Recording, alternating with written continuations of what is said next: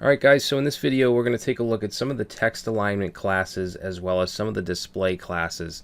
And this is section 2, lecture 3, and this is text alignment display.html in the Bootstrap sandbox. Alright, so as with all of these files, you want to go down to where it says start here, and we're going to start off with the text justify class. So notice this paragraph here. It's not justified. The right is not aligned. So if we want to align that side there, what we can do is just add a class to the paragraph called text-justify, and we'll save it. And now you'll see that both sides are aligned and the text is justified. All right, very simple. Now we also have some alignment classes. So this first paragraph here, I'm just going to give this a class of, let's say, text-left, and as you'd probably guess, it's going to align it to the left. Let's give this one a class of text-center, which I use all of the time, and then we'll use for this one class text-right. Alright, and we'll save that, and you'll see that we have text left, center, and right.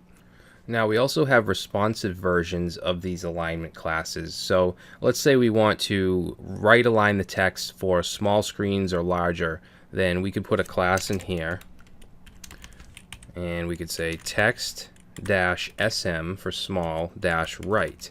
Okay, and that's going to align it to the right for small screens and up.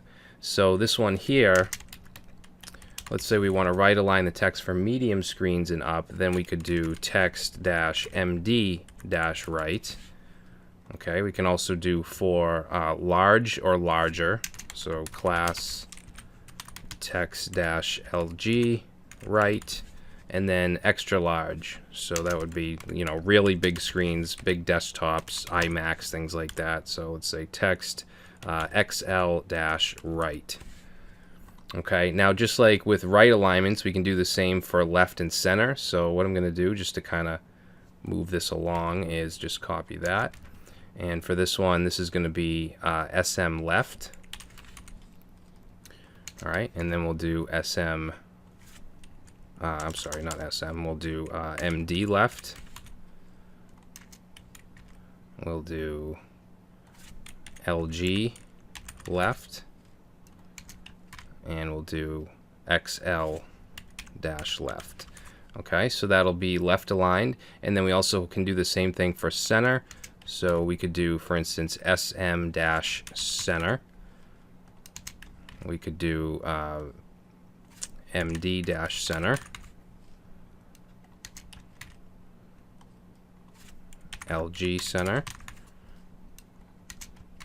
and we could do XL center. Alright, so let's go ahead and save this, and right away you'll notice that there are some changes here.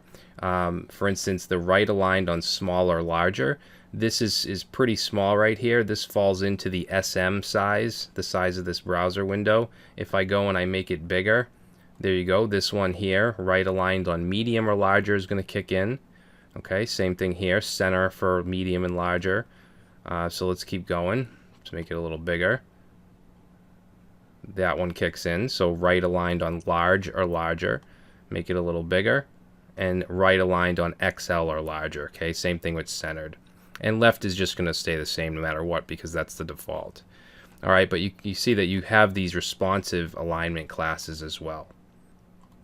All right, so let's look at some vertical alignment. So right here we have this block of text here. This is actually all these spans. Now span is an inline element, that's why they're all next to each other like that, but we can vertically align this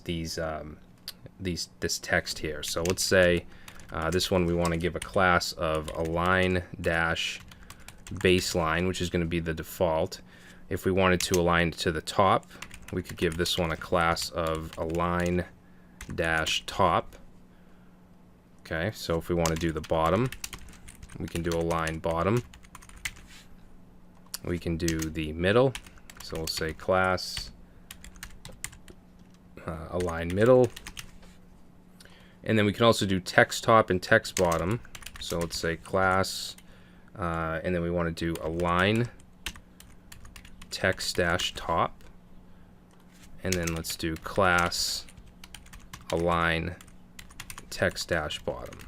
All right, so if we save that, now you'll see if we look at this, they're vertically aligned. We have the baseline. This one's top, bottom, middle, text top, text bottom. All right, I don't really use these classes too much, but I do want to try to include pretty much everything that Bootstrap 4 offers. So you might find some of this stuff, you know, you're not going to use it too much, but I do want to include it. All right, so let's move on from alignment and let's look at some of the display classes. Now, when I say display, I'm talking about displaying as a block, inline, or inline block. Okay, if you know HTML, which hopefully you do, you know that some tags are block element, meaning that they take up the whole width of the line they're on. They also push the next element onto the next line.